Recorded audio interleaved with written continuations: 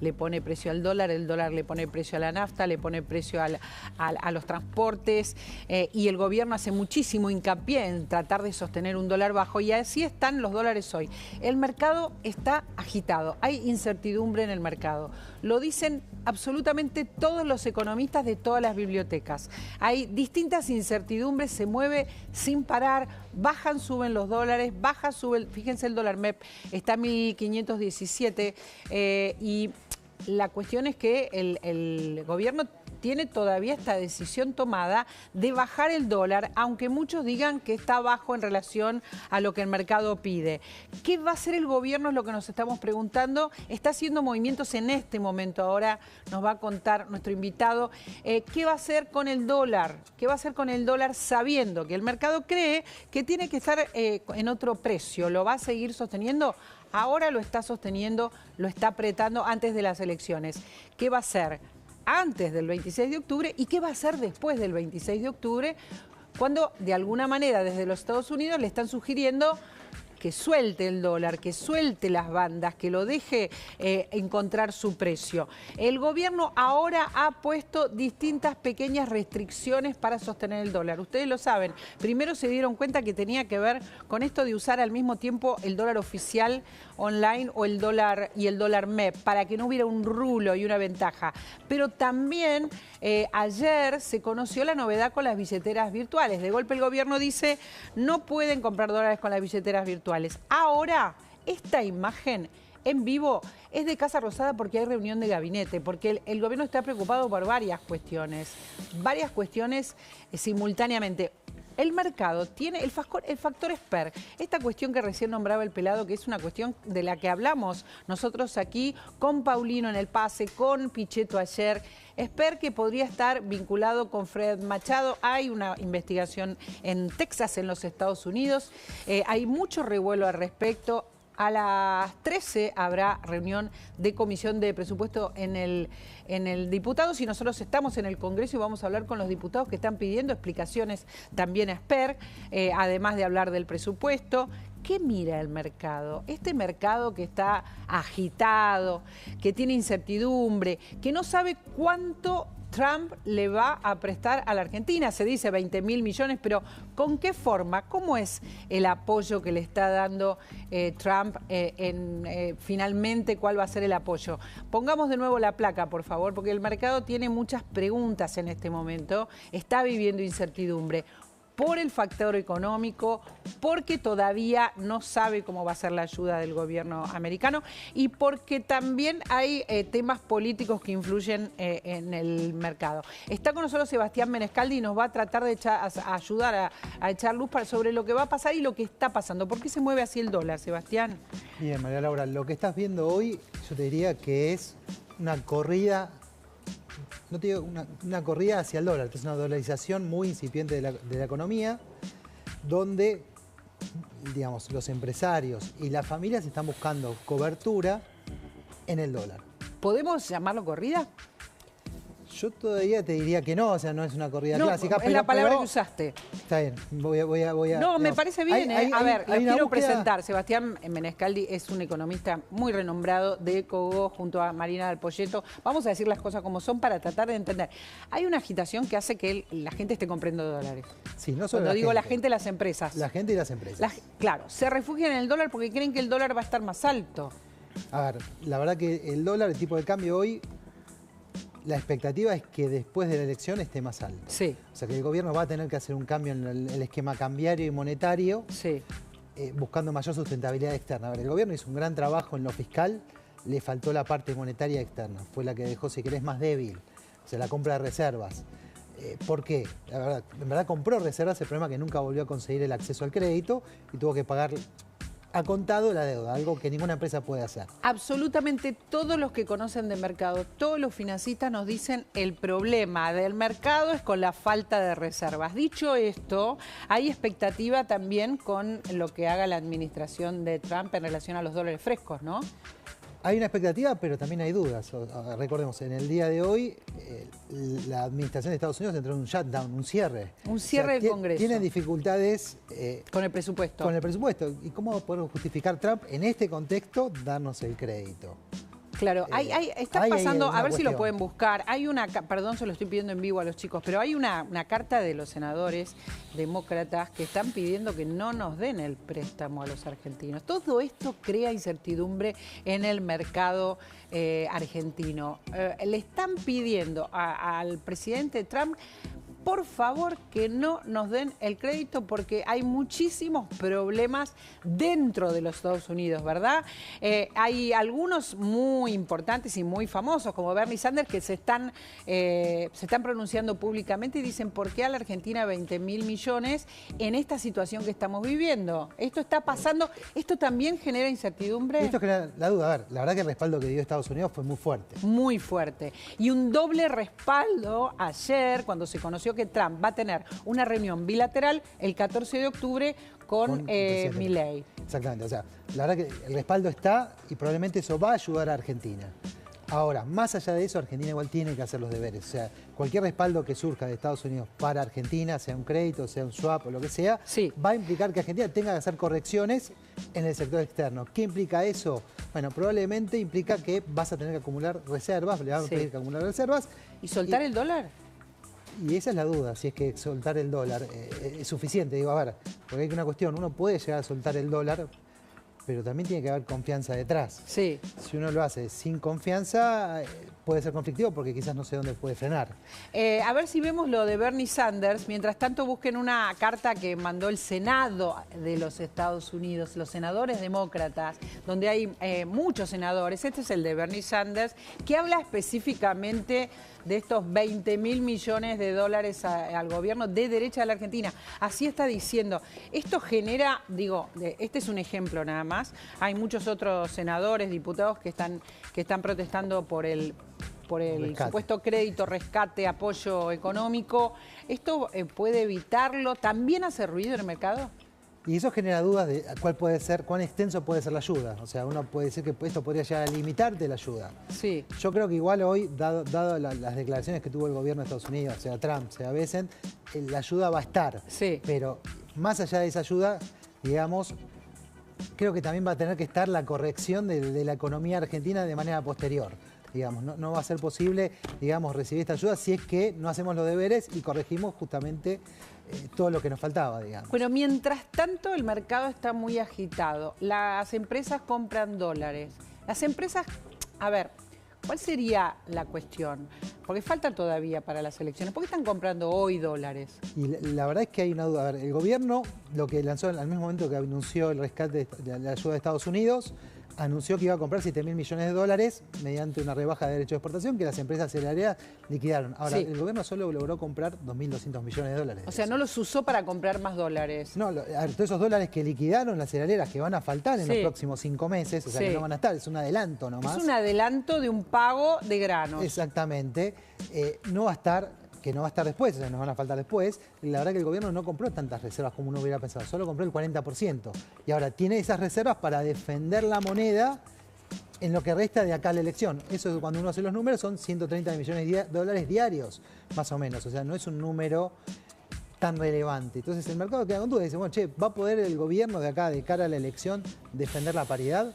Digo, hoy el techo de la banda, que es donde el central tiene que empezar a vender los dólares, está en 1.480 pesos. Hoy el dólar llegó en el mercado oficial, digamos, mayorista, llegó a 1.425, o sea, se está acercando muy rápidamente. Y lo otro que ves es no que está ahí el mayorista, ahora bajó. Claro. ¿Por qué bajó? ¿Es el de que está a 1.339? Claro, ahí hay, no sé si hay una cuestión que el gobierno probablemente parte de los dólares que compró no los compró para acumular reservas, lo compró para salir a defender el tipo de cambio y para bajarlo en estas cuestiones, me parece a mí. La cuestión es que uno ve que ese monto no luce, digamos, un monto muy importante, teniendo en cuenta la posibilidad de demanda de dólares que tenés. A ver, lo importante que hay que decir es que todavía el gobierno está manejando la suba del dólar en este momento. Exactamente, sí, hoy está interviniendo, no el Banco Central, el Tesoro. Eventualmente después tendrá que entrar el Central. No está dejando crecer el dólar. En principio no, de hecho en el día de ayer la exportación liquidó 777 millones de dólares y el gobierno solamente se apropió de 30, pero en verdad había comprado más. Gran parte de lo que compró ayer lo tuvo que volcar al mercado porque tenés esta dolarización incipiente de familias y empresas. Otra vez me gustaría entender qué es lo que va a pasar las próximas semanas, porque nos faltan por lo menos 17 días hábiles para las elecciones. Esto significa que son varias semanas, por lo menos 3 semanas, y esto se mueve demasiado. Se mueve lamentablemente muy rápido, digamos. Se mueve muy rápido, se mueve demasiado, está interviniendo mucho el gobierno y vemos señales de los Estados Unidos que no alcanzan. ¿Qué es lo que puede pasar con el dólar en los próximos días? Yo creo que el gobierno va a intentar controlar la situación, pero que sí probablemente lo que tenga que hacer es, bueno, así como hizo las medidas de no poder comprar dólar oficial con las billeteras virtuales, así como hizo medidas de restricciones, que si uno compraba el dólar oficial no podía hacer otro tipo de operaciones. Bueno, creo que esas cuestiones, esas restricciones se van a ir aumentando y probablemente lo que vas a observar va a ser que la brecha contra el tipo de cambio oficial, del tipo de cambio oficial respecto a los financieros, se vuelva a elevar, digamos. Esa brecha que había sido reducida a 0, ese valor se va a volver a elevar, muy probablemente. ¿A cuánto? Vamos a hablar ahora del factor Esper, también con Mora Josami en este programa. Estamos en el Congreso y estamos a punto de hablar con uno de los diputados que está cuestionando esto que está pasando. El factor Esper, ¿de qué estamos hablando cuando hablamos de José Luis Esper? Es el primer candidato a diputado. Entendemos que esto que está pasando puede pegarle fuerte también a los mercados, aunque parezca mentira, también a los mercados, porque es un factor que provoca incertidumbre. Estamos hablando de un diputado nacional que es candidato por La Libertad Avanza, que estaría supuestamente vinculado con Fred Machado. Es una de las personas que está investigada en Texas, Estados Unidos, por narcotráfico, que lo llevó en avión a Esper, que tuvo un vínculo con Esper, a quien él ha nombrado incluso en discursos, y que es un tema muy espinoso que está sobre la mesa puesta. Y queremos compartir con ustedes que hasta la mismísima Patricia Bullrich, una de las espadas del gobierno nacional, una de las personas de más confianza hoy del presidente Milei, habló del ruido que está haciendo la candidatura de Esper. Mirá. Hace falta una explicación, ¿no? Por supuesto, es decir, es algo del 2019, hay que ver qué explicación dio él en ese momento y qué presentó. Es lo que necesitamos saber, porque él puede haber presentado en la justicia electoral una explicación y esa explicación puede ser válida o no. Es importante conocerla. Parece una persona que estando en una elección se le metió alguien que estaba metido en el narco. Imagínense que nosotros que combatimos el narco con todo, no podemos aceptar conductas de personas que estén aliadas al narco, no aliadas, que hayan recibido plata. Esto que dijo es muy fuerte, Mora. Mora, ustedes saben que es analista política y es consultora, y esto que dijo Bullrich nos ubica en un lugar diferente, porque no es que, primero, la denuncia la hizo Grabois, pero después empezaron a hablar diputados, políticos, a contar el ruido que les estaba haciendo esto que está pasando, y ahora la mismísima Bullrich, Mora. Sí, bueno, Patricia habla desde dos lugares, desde su lugar de candidata en la Ciudad de Buenos Aires, un distrito que, si bien le es muy favorable a La Libertad Avanza y al PRO, tiene enfrente una elección en menos de un mes. Pero está como candidata en otro distrito, no compite con Esper. Bueno, está hablando también como, sí, como ministra de Seguridad, está hablando de narcotráfico. Bueno, sí, el narcotráfico y la corrupción, ¿no? Porque también en esto se entremezclan ambos temas. Es un tema que obviamente preocupa a la gente. La corrupción empezó a escalar como una preocupación y bueno, surge en un momento muy sensible con lo del crimen de las chiquitas en La Matanza. Simultáneamente a este triple crimen, estamos hablando de un candidato, el primero, el más importante, el profe, como dice el presidente Milei, que hace ruido. También incluso en comunicadores que afines al presidente Milei, digo, hace mucho ruido lo que pasa con Esper. Sí, me parece que además esto deja entrever como la trastienda de la comunicación que está teniendo el gobierno, en el cual hay como idas y vueltas y fuego cruzado, ¿no? ¿Por qué fuegos cruzados? Porque claro, ayer el presidente Milei en otro canal de televisión defendió a Esper, dijo que estos eran chismes de peluquería, ¿no? Esto que vincularlo a José Luis Esper con el narcotráfico eran chismes de peluquería, como diciendo se subió al avión equivocado, cuando estamos hablando de otras cuestiones también, ¿no? Sí, entre chismes de peluquería o por ahí las declaraciones de Bullrich, que son como un poco fuertes para alguien que de alguna manera es compañero en esta elección, hay un lugar en el medio en el cual puede haber una explicación un poco más trabajada de qué fue lo que pasó. ¿Cómo puede esto ahora, digamos, desarrollarse? ¿Qué es lo que puede llegar a pasar? Porque no se puede volver atrás después de que Bullrich dijo, ustedes tienen el textual, ¿no? No podemos aceptar conductas de personas aliadas al narco. O sea, ya da por sentado que es aliado al narco, no me dijo ni supuestos. No, después se corrigió con lo de aliados, ¿no? Que dice aliados y después se corrige y dice que hayan recibido aportes. Pero es lo que está ayuda. Sintiendo Bullrich, Sí. le está claro. Sí, bueno, es una campaña que está siendo bastante vertiginosa en todos los hechos que están pasando. Hay que ver la gente cuánto de esto se entera, cuánto realmente la capacidad de escucha cada vez es más chica. Son demasiadas noticias, todas muy juntas y todavía falta un mes para la elección. Porque que es un montón. una de las cosas que nos dijeron es que la gente todavía no registra, no une con el voto con el tema narcotráfico. No Sí, es lo que mueve el amperímetro, sino la economía. Sí, más allá de los votantes duros que ya tienen decidido su voto, que son un porcentaje de la población más pequeño, hay todo un montón de gente que conecta con la elección un rato antes. Un rato antes. Unos días antes, pero no mucho más. Y ahí hace su propia evaluación. Exacto, y hay que ver cómo todas estas cuestiones van decantando. Que sin duda va a ser la economía lo más importante y lo más tangible. Sin duda la economía será, por eso nuestros temas para empezar el programa han sido estos dos, ¿no? Y son estos dos. Lo que está pasando con la economía, que son un montón de cosas simultáneamente, pero ahora estamos siguiendo lo que pasa en los mercados, porque se agitan, porque interviene el gobierno. Y por otro lado, lo que pasa en la política con esta novedad de que el tema José Luis Esper escala. Incluso hoy se piden, y en minutos estamos esperando la comunicación con uno de los diputados, habrá pedido explicaciones sobre esta cuestión de Esper, cuando hoy la reunión de la Comisión de Presupuesto tiene otros temas como muy, muy importantes. Hablemos de lo que pasa con Esper también en los mercados, Sebastián, porque ¿qué pasa en los mercados? ¿Qué puede pasar con este tema que está escalando? Escalando, digo, porque el gobierno está siendo impactado y lo está contando. O sea, no es que lo está diciendo hasta hace horas, era solamente Grabois y algunos comunicadores que estaban contando lo que pasa en Texas. Ahora vemos que hay un impacto más fuerte. ¿Qué le pasa al mercado con eso, siendo Esper en la cabeza de una lista en provincia de Buenos Aires, nada menos? Bien, yo creo que lo que el mercado está viendo es parte de lo que ya inicialmente lo había visto en la provincia de Buenos Aires. Sí. Es que el gobierno quizás tiene menor adhesión que la que esperaba, al menos inicialmente a inicios de año, cuando esperaba tener un 45% de votos. Y lo que está viendo el gobierno es que el mercado es que está perdiendo tracción el gobierno en la elección. Y de ahí es la duda que surge a qué es lo que puede ocurrir en 2027. Si digamos, modelo pro mercado continúa o no continúa. Esa es la duda que surge y por eso es que, digamos, el valor de los activos, de los bonos, de las acciones, han perdido mucho camino en el último mes y medio, digamos.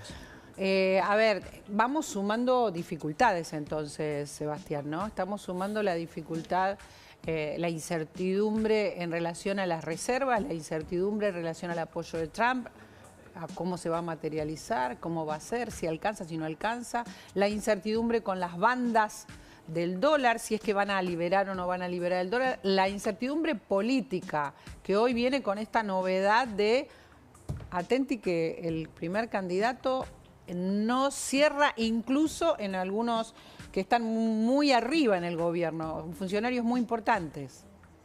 Sí, digamos, esto la verdad que le adiciona complejidad al escenario que viene después. O sea, ¿qué es lo que sigue después de Argentina?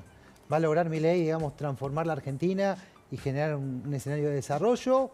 ¿O de vuelta entramos en alguna crisis? ¿O el gobierno tiene que buscar alguna coalición para poder gobernar y llevar a cabo sus programas? Creo que por ese lado va a pasar la cuestión de Argentina después de la elección. O sea, está todo por hacer para el gobierno, no está nada dicho, eso es lo que está diciendo el mercado. Hasta ahora no hay reservas suficientes, hasta ahora no vemos una coalición política, un acercamiento sólido como quiere el mercado. todo por hacer para adelante. Les voy a pedir si pueden poner la conferencia de Adorni. Estamos pendientes de lo que pasa en Casa Rosada. Entendemos que hay reunión de gabinete, pero está Adorni hablando en estos momentos del encuentro entre Trump y Milei. Por favor, lo escuchamos. A ver ahora. 20%. Esto va a abarcar a los 7 millones de jubilados y pensionados de ANSES en comercios y supermercados utilizando la tarjeta que usan para cobrar su haber previsional o su prestación previsional. De acuerdo a los topes y condiciones de las distintas cadenas, podrían alcanzar reintegros de hasta 120.000 pesos mensuales y además, bueno, tienen reintegros adicionales si la cuenta la tienen radicada en el Banco Nación. Me parece relevante destacar que esto no es ningún costo para el Estado, no es ningún programa que salga de fondos de las arcas públicas, sino que es simplemente el diálogo y los acuerdos con el propio sector privado, que es quien absorbe el costo de estos beneficios para los 7 millones de jubilados y pensionados. Recordemos también la diferencia entre tener un acuerdo sano con el sector privado que absorba los costos. Bueno, acá estamos hablando de medidas de descuentos de los jubilados. Sebastián dice Adorni que no va a haber costo para el gobierno, no va a haber costo para el Estado, porque son acuerdos con las distintas cadenas, ¿es verdad? Es verdad, digamos, lo que están haciendo es acuerdo con la cadena para dar esos descuentos a los jubilados. No hay, digamos, un costo, pero en verdad hay algún costo encubierto que en definitiva termina siendo lo que no cobra el gobierno en impuestos. Pero en principio sí, es una ayuda, dado que, bueno, hoy también se oficializó que el bono, digamos, de los jubilados continúa en el mismo valor, no sé si actualizando por inflación. Sí, un bono que está atrasadísimo, 70.000 pesos. Lo que quiere el gobierno es como irlo diluyendo, ¿verdad? Sí, digamos, bueno, y se da cuenta que a los jubilados no le alcanza y tiene que darle, de alguna manera, darle una opción de mejorar su poder adquisitivo de otra manera, y por eso es que está buscando estos acuerdos, digamos, con las empresas, que a las empresas también le viene bien en algún sentido porque reactivan el consumo que está caído. El consumo está muy caído, está estancado, podemos decir. ¿Cómo sería la denominación de los economistas? Está estancado, podemos decir que está estancado. Lamentablemente no han crecido mucho los ingresos, parte de esto también incluye los jubilados. Y lo otro que tenés es que toda esta incertidumbre, lo otro que te provoca es que la inversión también se estanca. O sea, hoy ningún empresario toma ninguna decisión de inversión de corto plazo, porque, bueno, quiere saber qué pasa de acá después del 26 de octubre. Es importantísimo lo que estamos hablando, porque es una incertidumbre de días y días y de semanas donde no se está pudiendo ver el horizonte. Y cuando digo no se está pudiendo, estamos hablando de los actores económicos. Y si vos le preguntás a ver, estoy con una amiga mía, tiene que vender una casa. La fue a llevar a 2 inmobiliarias, una casa muy interesante. ¿Qué le contestaron? Y no, hasta que no pasen las elecciones. Digo, hay mucho de esto todo el tiempo, ¿no? De un país que está como estancado esperando algo que debería pasar, pero que no tiene muy claro qué. Y es que lamentablemente no tenemos estabilidad. O sea, esto en un país normal o más sólido, si querés, esto no debería ocurrir con una elección de medio término, genere que vos compres o no compres una casa, que inviertas o no inviertas. Pero lamentablemente, al todavía tener una situación delicada y frágil, producto de muchos años de mal manejo de la economía, nos pasa esto. Y te pregunto, la reunión con Trump es el 14 de octubre. Hasta por lo menos el 14, supongo yo que se dirá algún detalle de lo que va a prestar el Tesoro, de cómo va a ser la ayuda económica, esta extra que hace la administración. ¿Esto se va a mover así? ¿El mercado se va a mover como se está moviendo ahora? O sea, ¿va a tener que intervenir todo el tiempo el gobierno? Porque no estamos viendo nada que lo calme, ¿no? Sí, lamentablemente no hay algo que te permita hacer un ancla y decir, bueno, de acá cambian las expectativas y se modifica la situación. Yo creo que esto va a seguir así, con este nivel de incertidumbre elevado, y tengamos en cuenta que la única oferta, al menos en el mercado de dólar, si querés, que donde más se manifiesta esta incertidumbre, va a ser la del gobierno, porque el resto de las empresas ya adelantaron lo que podían, digamos, ofertar de dólares de corto plazo. Claro, así estamos. Bueno, a ver si pueden poner los dólares, por favor, que de eso estamos hablando. Estamos hablando del movimiento de los mercados. Hace un ratito el dólar minorista o mayorista. ¿Cuál se movió más hoy? Y hoy se había movido fuerte el mayorista, digamos. El mercado mayorista era el que se había movido más. Pero bueno, se termina reflejando en lo que es el dólar oficial, los 1.450 pesos, que es ahí que sería el valor de venta del Banco Nación. Otra de las cuestiones que estamos viendo son las medidas que toma el gobierno. Por ejemplo, lo de las billeteras virtuales. A ver si se lo podemos explicar a la gente, porque lo tomó ayer a la tarde y es novedoso. De golpe Bausili dijo públicamente, no, pero no lo tenemos organizado, no está regulado. La palabra exacta, Sí, ¿cuál sería? En verdad él dijo que solamente se puede canalizar la compra del dólar oficial a través de las entidades autorizadas. Que Pero serían, eso es nuevo. En verdad estaba escrito de antes y no se cumplía. Y no se cumplía, o se hacía la vista gorda, si querés, en algún sentido. Pero es importante esto porque hay mucha gente que nos está viendo que usa billeteras virtuales, también para comprar dólares. Ahora no puede. ¿Y eso por qué? Porque la verdad lo que estabas viendo es que la demanda minorista, la de las familias, de los asalariados, bueno, se está llevando una gran parte de los dólares. Nos estimamos que en la los demanda de los días, asalariados se estaba ahorrando en dólares. Argentina. Cubriéndose. No, bueno, por eso. El problema es que ahora es mucho más fácil. Antes, acordate, en otro momento era mucho más difícil. Tenías que ir al banco, a la casa de cambio. Ahora es con el celular en 2 segundos. O sea que a lo que restringe es al ciudadano común que compraba dólares con su billetera virtual. Restringe al ciudadano común que compraba dólares con la billetera virtual actual, pero a ver, lo puede seguir haciendo aquel que está bancarizado, aquel que tiene una cuenta en un banco. Eso por ahora no hay ningún problema, lo puede seguir haciendo. O sea, la restricción es para los que están en negro, digamos. Sería para la economía más informal, si querés, inicialmente. Esa fue la restricción que han puesto. Pero son pequeñas restricciones, de estas se está hablando mucho porque hay mucha gente con billetera virtual, hay mucha gente que conocemos que compraba dólares incluso por billetera virtual, por practicidad, no porque estuviera en negro, que ahora va a tener que hacerlo de otra manera en el banco, y se está hablando de, que supongo que eso también hace ruido, el gobierno está dando muestras de cada vez más restricciones. Es que sí, a ver, de repente, si tenemos que abastecer a toda la demanda demanda de dólares. Si la incertidumbre es muy grande, bueno, está claro que no se puede soportar. Y tampoco se puede soportar el tipo de cambio eventualmente de equilibrio, suponiendo que si no hay dólares suficientes, te puede ir un tipo de cambio demasiado elevado que tampoco representaría la realidad. ¿Qué sería demasiado elevado? Digamos, ahí estamos viendo el contado con liqui a 1.567, es el más caro, es cuando sacás plata de la Argentina. ¿Qué sería caro? ¿Qué sería barato? Es todo subjetivo, pero ¿cuál sería el dólar de equilibrio? No hay un dólar de equilibrio, no si querés per se. A ver, de entrada, Argentina no tiene acceso a los mercados de capitales, con lo cual eso implica el riesgo país tan alto. Un poco más alto, y ese riesgo país más alto. Si me querés una referencia, 2.200 pesos sería el dólar de salida hoy que tuvo Milei cuando salió. ¿2.200? O sea, eso pelota. O sea, eso es muy elevado. Está claro que Argentina está mejor que en aquel momento. Tiene menos pesos y más dólares que en aquel momento. O sea, si me decís, me eché 2.200 pesos, no, es carísimo, no. Después hay que buscar cuál es el equilibrio. Obviamente que de entrada vos tenés una corrida, tenés un overshooting, el dólar sube mucho más de lo que sería de equilibrio y después baja. Claro. ¿Cuál es el tipo de cambio de equilibrio? Hoy nadie lo sabe. El tema de las billeteras virtuales lo quiero hablar con Mora. Entiendo que lo suyo no es economía, pero sí me parece que a la gente le va a pegar. La billetera virtual se usa todo el tiempo. Todo el mundo te dice, no voy a decir las marcas, cuando vas a comprar algo, tenés, no sé, Mercado Pago, la dije. Tenés... Y bueno, yo en general trato de operar con banco directamente, por lo tanto veo que es la pregunta, digo, la gente está recibiendo esto de que no puede comprar dólares y cree, si no se mete en el tema, que no puede comprar dólares y esto sí le puede llegar al votante. Estamos hablando de algo muy práctico, el teléfono, la billetera virtual y ahorrar, como dijo Sebastián, lo tomo, es para el ciudadano común esta restricción.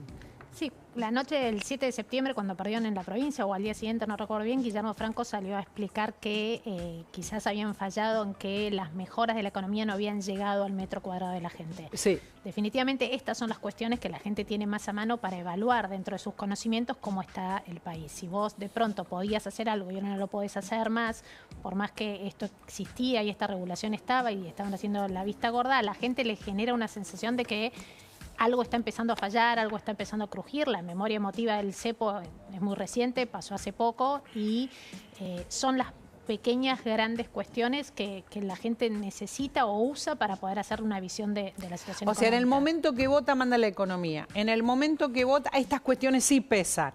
O sea, no tengo nada de plata, lo que tengo, lo que pude, lo extra, lo adelanto, lo ahorro en dólares, no puedo por la billetera virtual. Todo esto sí pesa. Exacto. Y lo que pesa es la inflación también, o ya no. No, la inflación dejó de ser un problema y ese es sin duda el principal mérito del gobierno y el gobierno lo está llevando al frente en su campaña como para mostrar que si bien pudo resolver este flagelo va a poder resolver el resto de las cuestiones. Pasó de estar, cuando Milei asumió, era el principal problema con el 27% de las menciones, es decir, 1 de cada 4 argentinos hablaba de la inflación, hoy está en el puesto 15. Con el 3 o 4% de las menciones. Aumentaron otras cuestiones más relacionadas con el metro cuadrado, el poder adquisitivo, mencionado también como los bajos salarios y el temor a perder el empleo. Pero sin duda el gobierno va a intentar poner permanentemente la inflación como la muestra de idoneidad. Es un gobierno que también está muy anclado en su capacidad de resolver y en su percepción de un gobierno idóneo, ¿no? Y es en la inflación donde se juega esa característica. ¿Y qué le pasa a la gente? Y le pregunto también a Sebastián con los aumentos que se vienen en octubre, que son un montón. O sea, aumentan muchísimos rubros ahora en octubre. Aquí por aquí lo tengo, ya lo voy a encontrar, pero me parece que es importante contarlos porque son importantes, son aumentos importantes. Las prepagas dicen que aumentan hasta un 2,4. Yo tengo data de más aumentos, mayores aumentos de las prepagas, quiero que lo sepan todos, y creo que también hay que empezar a decir cuáles son las prepagas que están aumentando más que el 2,4, más los colegios privados, que lo mismo, te dicen un promedio de 2,1, pero están aumentando más, el cable y la telefonía un 3%. Digo, todos estos aumentos que se vienen, y estamos dando algunos ejemplos, también le pueden pegar a la gente que se había olvidado un poquito de la inflación. Gustavo Carabajal dice que sí. Digo, porque no sé si llegamos a aumento de 3% o tan altos en por estos. Hace mucho que no teníamos estos aumentos. Y este mes corres riesgo de tener algún aumento precautorio. Digamos, como viene esta incertidumbre previa a la elección, te puede generar que alguno no que se quiera desprender de su stock y te aumente el precio, aunque sepa que no lo va a vender. Mirá lo que es este aumento, 4%. Pero esto es parte de una regla que tiene establecida el gobierno de Buenos Aires. Bueno, no, pero digo por los números. Sí, es la inflación más 2%. Igual es barato andar en colectivo si lo ves en perspectiva, claro, ¿no? Pero me parece importante ir viendo, porque nosotros lo que ponemos es una especie de promedio, un tope que muchas veces se pasa. Les daba el ejemplo con la prepaga, pero se los puedo decir con muchas cuestiones. Cuando dicen cable y telefonía 3%, no es que es una especie de promedio, ¿no? Sí, es. Digo, entiendo que con la inflación que nos dejó el gobierno anterior, realmente estamos hablando de porcentajes bajos. Pero si a la gente no le pegaba, ¿le puede volver a pegar? Yo creo que le pega, pero digamos, me parece que hoy, o sea, está esa demanda de estabilidad de los precios. Creo que hoy, si suben 2, 3% la gente, digamos, no sé cuánto lo siente, pero sí me parece que le pega más lo que había dicho antes Mora, digamos, la estabilidad de su ingreso y el ingreso que es insuficiente y el crecimiento que no está, ¿no? Porque lo que le pasa es eso, que la economía no está logrando crecer y eso es lo que estamos viendo en la población. No vale lo de los alquileres, porque los alquileres es una vez por año, por lo tanto arrastra una cantidad enorme de meses, por lo tanto por eso no lo estoy nombrando. Mora, ¿qué opinas de lo que estábamos hablando, del tema de la inflación y el tema de estos aumentos alrededor del 3%? Si podemos ir poniéndolos de arriba del 3%, los aumentos que estamos viendo. Sí, como te decía antes, la situación que hoy preocupa a la gente es los bajos salarios, que son como la contracara del poder adquisitivo, ¿no? La gente percibe que recibe un salario que no es acorde a sus necesidades. Que no le alcanza. Que no le alcanza. Antes entendía que no le alcanzaba por la inflación, quizás nombraba en primer lugar la inflación como el tema más urgente, y hoy mencionan los bajos salarios, no llego a fin de mes, me queda mucho mes después de que me consumo el sueldo. Llegó hasta el 20. Guillermo Oliveto habló con nosotros hace un par de semanas y nos dijo, bueno, llegó hasta el 20, dicen. ¿Qué quieren decir? No es que después se mueren, sino que los últimos 10 días están recontraajustados o están tomando deuda, o están pidiendo préstamos, o están viviendo realmente sin salir, sin consumir. Algunos dicen antes del 20. Esta es una situación, digamos, la plata no les está alcanzando, ya sabemos que había tarifas pisadas, etcétera. Sin embargo, esto está pasando y queda instalado. En un contexto donde el desempleo empieza a aparecer como un problema, el temor a perder el empleo, cerca del 40% de los argentinos manifiesta miedo a perder ellos o algún miembro del hogar el empleo, con lo cual... Es un miedo que está sucediendo. Me interesa, Sebastián, que lo hablemos porque cada tanto vemos que en algunas industrias hay suspensiones, hay despidos también. Sí, la verdad es que la economía no ha logrado traccionar. Desde el año pasado, si querés, en términos gruesos, salvo en algunos segmentos de la economía, el petróleo y el gas, la minería, sí, la intermediación financiera, el resto de la economía no creció, incluso está cayendo. Cuando uno saca esto, los tres segmentos más dinámicos, los saca de la cuenta y ve cómo está pasando el nivel de actividad hoy respecto al año pasado, está por debajo, entonces, en valores negativos. Entonces ese es otro problema que ha tenido este año, que el gobierno, digamos, no ha logrado hacer traccionar. Hasta el año pasado, ¿por qué traccionó? Porque se había recuperado como pedo de uso, porque habías tenido el crédito. Sí. El crédito en Argentina se había más que duplicado. El problema es que desde que tuvimos, digamos, los conflictos desde la salida del cepo, con la suba de la tasa de interés, para manejar el dólar, hubo restricciones crediticias y entonces tenés menos crédito y entonces la gente, digamos, no puede seguir creciendo, consumiendo como antes, pues no tiene más crédito. Y lo otro que le pasó fue que, lo otro que ves es que la capacidad de adquirir crédito de las familias también se agotó. Uno puede pagar un crédito hasta X% de su ingreso. Y lo que ve es que ya, digamos, ese nivel se agotó, ya, digamos, llegaste a ese nivel, y lo que ves es que muchas familias están dejando de pagar sus créditos. Cuando ves la mora en el nivel bancario o fuera del nivel bancario, bueno, están llegando nuevamente a valores muy altos, 5,1% del sistema financiero. Cuando estamos hablando de las tarjetas de crédito, por ejemplo, ¿cuánto aumentó? ¿Aumentó la mora en las tarjetas de crédito? Sí, ahí ese número, digamos, pero hay un aumento, hay un crecimiento. En el préstamo personal es el 5%. En el préstamo, digamos, el del celular, sí, ese llega casi a 15%. ¿Que la gente paga tarde el celular? No. Los préstamos que surgen a través de la... los préstamos que se toman en el celular. Incluso, o sea, todo lo que sea bancario ya creció hasta el 15%. De a poquito hay algo que me estaban contando en off, porque esto es una cosa extraña que pasa con las empresas. Las empresas no salen a contar lo que están atravesando. Es extraño, pero no salen a contar algunas cuestiones que están atravesando. Entonces en off me contaban algunas empresas de telefonía. La gente está empezando a cargar menos en el teléfono. Antes cargaba más plata, ahora intenta cargar menos, aunque sean cifras pequeñas, no llega a cargar todo lo que necesita.